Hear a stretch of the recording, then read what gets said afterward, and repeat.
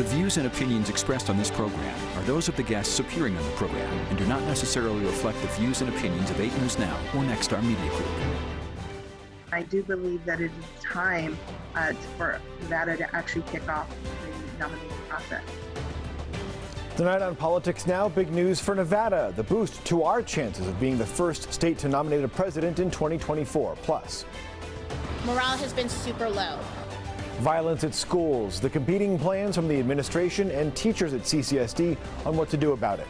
Plus, racist slides at an event with Republican politicians in attendance, the reaction and what they have to say about it after the fact.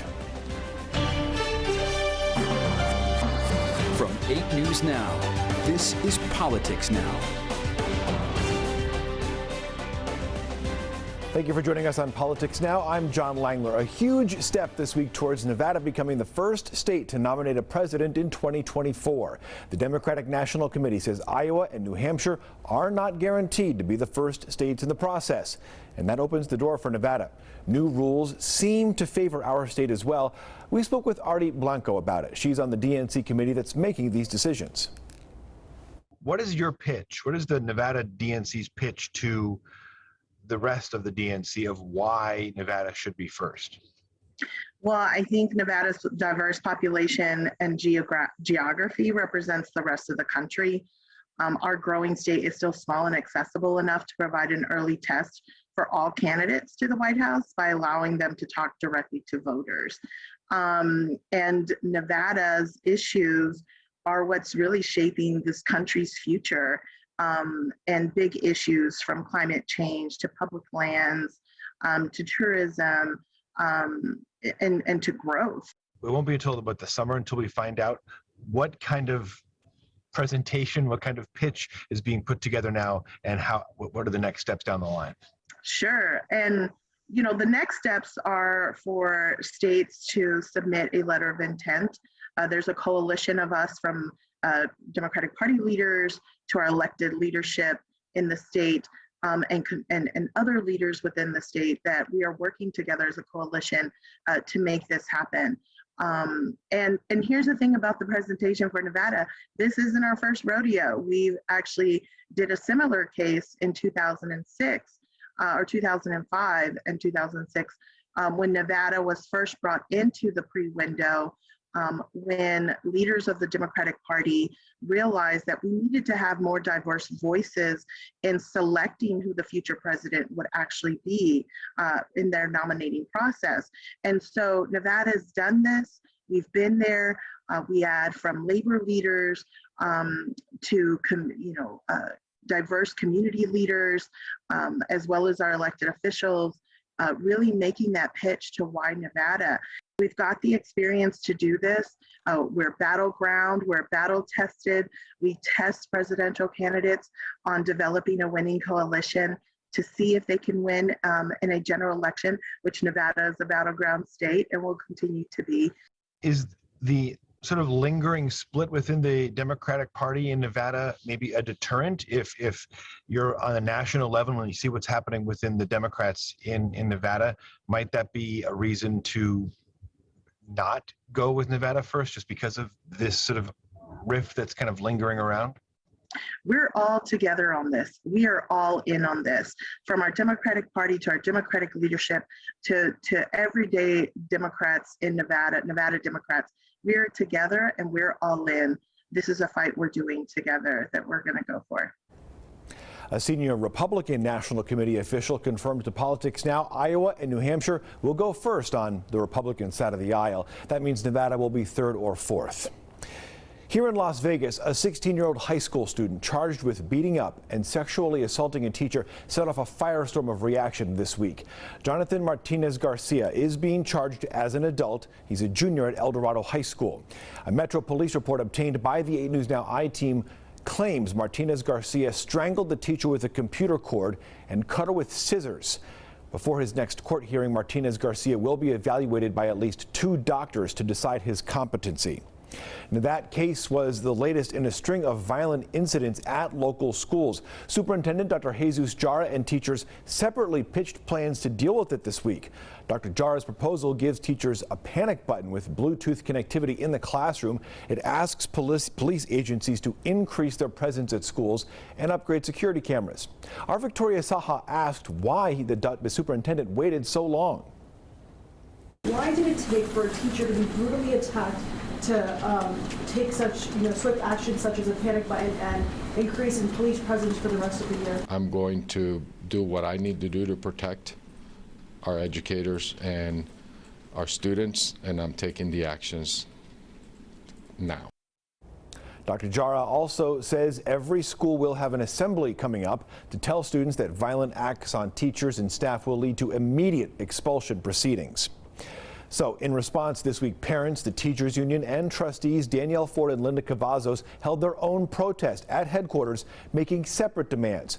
They want those classroom buttons and the phones and the cameras, but they also want a district-wide policy on what to do if there's a fight in the classroom. They also want a conflict resolution program put in place and taught to students and staff. I can tell you that every year for the last few years, we've always felt like we're scraping at the bottom of the barrel. Morale has been super low. If we couldn't get any lower, last week was it.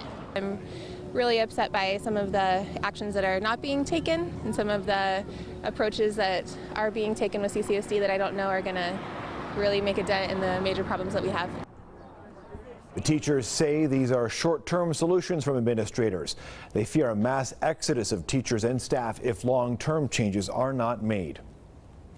Well, some Republicans were in the hot seat this week after racist comments were made at an event they attended. The I-Team's Vanessa Murphy spoke with people involved in that event, and she has the story. The NAACP is responding after racist comments were made at an event last weekend. It's a story the 8 News Now I-Team first reported Tuesday night. In attendance Sunday, several Nevada Republicans running for office. It was dubbed as a mass CCW event, meaning training to carry concealed weapons. We want to warn you, the following clips are offensive. Firearm safety is no joke. Always wear a wife beater on the range. And always make sure there are no minorities in your backdrop. Always shoot the gun right side up. Always lick the chicken grease off your fingers before shooting. Always make sure there's a white person around so you have someone to blame for everything that goes wrong in your life. And always aim for small children to ensure you actually hit another gang member. The head of the NAACP Las Vegas chapter says it's sad and disappointing to see candidates condoning this type of rhetoric. And how can you say you will fairly represent all people and allow racist rhetoric against others? We reached out to North Las Vegas Mayor John Lee, who's seen in video in the front row. He hasn't provided a response. Lee is running for governor. Assemblyman Tom Roberts, who's running for Clark County Sheriff, says he spoke at the event but was not present during that portion. He also says he condemns the language used. Sherelle Mendenhall, who's running for Senate, says she gave a quick speech and then left. And as she was leaving, she says she heard the instructor say this is an R-rated class and I bust on everyone equally. And Noah Malgiri, who's running for Congress, sent us a lengthy statement saying he never attended the instructor's class, but he doesn't believe he's racist. You can find more on this story and full statements from the candidates, the instructor, and the library district, since the event was held at a library, at 8newsnow.com. And that was Vanessa Murphy reporting. The promotional literature for the event also featured gubernatorial candidate Joey Gilbert and treasurer candidate Las Vegas City Councilwoman Michelle Fiore. Both said they did not actually attend the event. To the governor's race, current Republican frontrunner Joe Lombardo, the sheriff of Clark County, might be feeling some heat from a new opponent. A Lombardo supporting PAC has a new ad out against John Lee. John Lee. He's not who he claims to be. Lee's actually a 25-year liberal Democrat. So the ad attacks the North Las Vegas Mayor John Lee, as you heard there, a fake conservative. You're looking at an ad here. Now, Lee, of course, was registered as a Democrat for years. He recently switched. This ad was paid for by Better Nevada PAC that supports Sheriff Lombardo. New polling does show, though, there might be some cause for concern for the sheriff. The poll shows head-to-head matchups of Republicans and current Democratic Governor Steve Sisolak.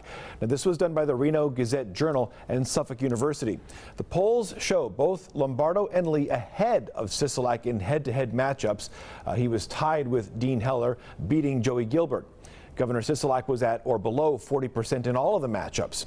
On the Senate side, both Republicans Adam Laxalt and Sam Brown had a thin lead on incumbent Democrat Catherine Cortez Masto.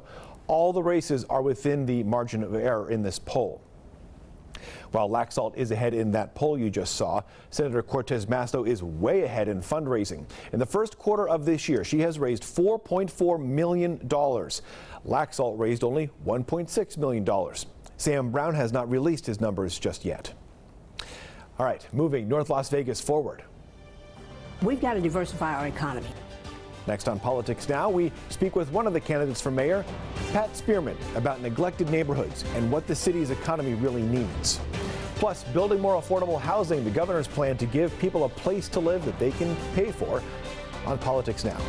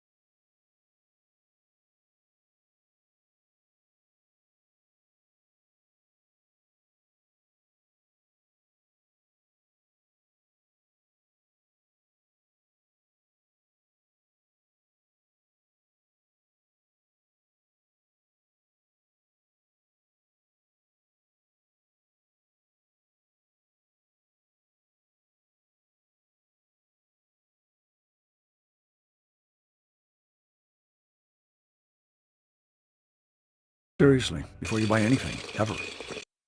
Welcome back to Politics Now. And we've been hearing it from you. Many of you have been complaining about the hikes in rent in Southern Nevada and the challenge to find an affordable place to live. State and federal leaders say help is on the way, and a program called Home Means Nevada is a start. The 8 News Now I-Team's Vanessa Murphy is back with that story. Building right up on Blue Diamond is the same building. These are apartments being built for seniors with a lower income. Congresswoman Susie Lee says the average unit here on Fort Apache near Blue Diamond will cost about $800. That's far below the average rent in the Las Vegas area of about $1,450. I think all of us who serve the public can remember many times during this past year having seniors and low-income families call us complaining about seeing their rents increase and not knowing what they were going to do. Yeah, it's like a movie room. Congresswoman Lee, Governor Steve Sisolak, and other federal and state leaders visited the construction site to reveal more about Home Means Nevada. The governor saying $500 million for the program is the largest housing investment in the state's history. Affordable apartments like this are being built, and rescue money to help people stay in their homes is available. Getting just one more person into a home, or keeping one more family in their home, is what this is all about. He points to a shortage of 84,000 affordable units for Nevadans, the more than 400,000 people moving here over the last decade, and the median price for a home of more than $450,000. Housing is an immensely complex issue. Vanessa Murphy, live, local, now. So the state is looking for business and community partners to get affordable housing projects going all across the state. Pre-applications are being accepted right now. We have a link to that and a link for renters and homeowners that need help at 8newsnow.com. Democratic Assemblywoman Pat Spearman, well, she's a lot of things. She's a retired military policewoman, a pastor, a musician, and has a doctorate in business administration. Well, now she wants to add North Las Vegas mayor to that resume. I spoke with her this week about her campaign. Why run for mayor? Running for mayor gets me closer to the people. I believe we've done a lot of good things in Carson City at the state level to enhance people's lives, to make things better. But once the governor signs those bills, it's almost impossible to know if all of them have been implemented or even if they've been implemented correctly. So what this does is it gives me a chance to take the knowledge, the experience, and the relationships that I have at the state Senate and bring them a lot closer to the people and make sure that I'm doing the right thing that makes people's lives comfortable, having that positive impact. We've got to diversify our economy. You know, our economy is such that when Las Vegas catches a cold, North Las Vegas gets pneumonia because we don't have all of the beautiful trinkets that they do at the down on the Strip. And so I want to diversify our economy. I have a doctorate in business administration, and my my dissertation has been downloaded almost 1,000 times on every continent in the world. In Europe alone, it's close to 200 times. And I talk about sustainable development and talk about renewable energy. That was what my research was on. And so I want to look at renewable energy. I also want to look at healthcare. We don't really have a good healthcare delivery system in North Las Vegas, and so one of the things that I want to do is develop a medical corridor. Also looking at veterans. I am a veteran, and I know that even though veteran status is usually taken care of at the federal level, I believe that as mayor of North Las Vegas, I can bring it a lot closer to the veterans, and we can make sure that the services that are afforded to veterans, make sure that they are the very best. We owe veterans nothing less. What policies would you bring to actually turn it into action at City Hall? So number one, I've chaired Commerce and Labor for the last 4 years. Before that, I was 3.5 years chair of Health and Human Services, and so all the committee work that I've done, also chaired the subcommittee on energy in 2019. All those things that I've done already give me an opportunity to say this is the policy level at the state. This is the policy at the state level. Now, how do we make sure that this is working at the local level? So one of the policies that I would do is to make sure that everything that we build has got to be LEED certified, because you know, number one, we don't have a lot of water here. And so sustainability is very important. And so I would want to make sure that we're looking at all of the permits and the applications for permits in North Las Vegas, make sure that they are looking at sustainability and making sure that we're preserving the water as much as we can. We have some neighborhoods who have been left out and left behind. There have been some neighborhoods that have really been neglected, their words, not mine, really been neglected. And as mayor of North Las Vegas, I will make sure that those neglected neighborhoods are respected neighborhoods. And I'm speaking specifically about what is going on at Windsor Park. That is one of the historic neighborhoods in North Las Vegas, and it really is in danger of being pushed aside for something like light industrial, I think is what they call it. And these are people who, this is third generation, some of them live there, third generation. And the only reason that Windsor Park was created was because we were living during a time of segregation. And you're committed to preserving that? I'm committed to preserving it. Those neighborhoods that have been neglected, I'm committed to making those neighborhoods respected.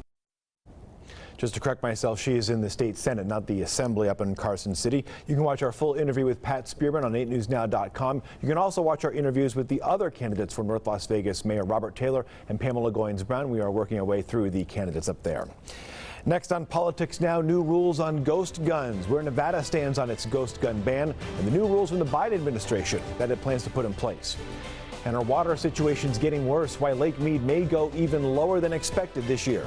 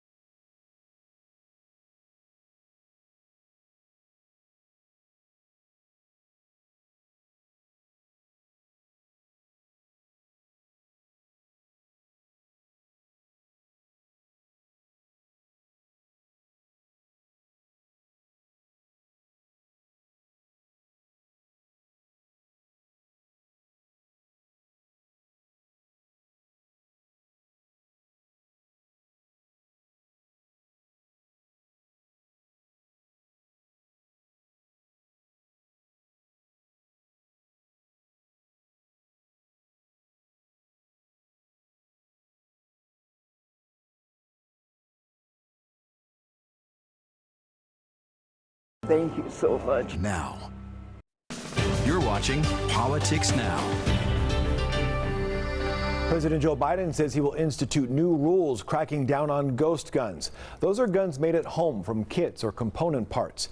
Nevada passed a ghost gun ban, but it was struck down by a district court for being too vague. The state has appealed that to the state Supreme Court. Meanwhile, Sheriff Joe Lombardo says there hasn't been a big problem with ghost guns in Clark County. Los Angeles County, though, says it does have a big problem. 90% of the ghost guns they've confiscated have actually come from a Nevada company, they say, called Polymer 80. Deputy Attorney General Lisa Monaco says criminals choose to use ghost guns because they're untraceable.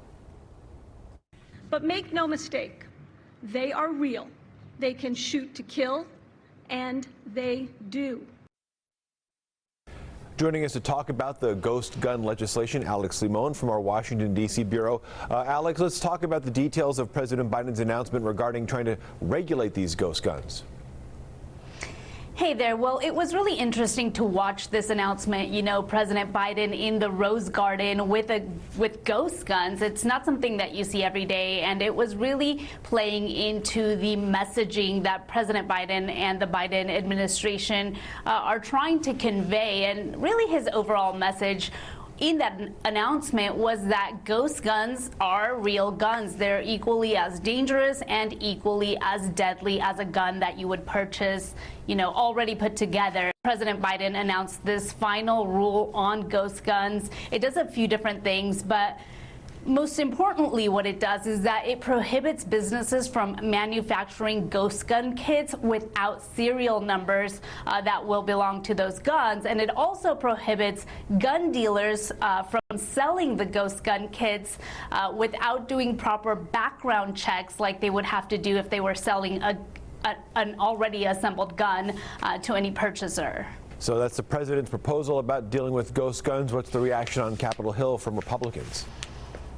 Well, we've already heard Senator Ted Cruz leading an effort, for example, with a couple of other senators announcing new legislation to try to push back and stop the Biden administration from enforcing this new rule on ghost guns. And I want to read you part of the statement that Senator Cruz released. He said, we're pushing back. We want to stop the Biden administration from issuing the final rule, expanding the definition of firearms, and instituting a national gun registry. So that is how Senator Cruz is kind of characterizing the action that the Biden administration is taking. And that was Alex Limon from Washington, D.C. We do expect gun groups like the NRA to file lawsuits as soon as the order is actually put in place. Well, Lake Mead is at its lowest point ever, dropping below 1,060 feet for the first time this week. And now we could also be getting less water into the lake itself. That's because Lake Powell is so low. The hydropower dam will soon quit working. Federal water managers are considering holding back 500,000 acre-feet that would normally be sent downstream to Lake Mead. The Department of Interior, the Interior Department, is asking the states on the Colorado River to weigh in on their plan before April 22nd. Next on Politics Now, learning from Las Vegas. Visits by Biden administration officials next on Politics Now.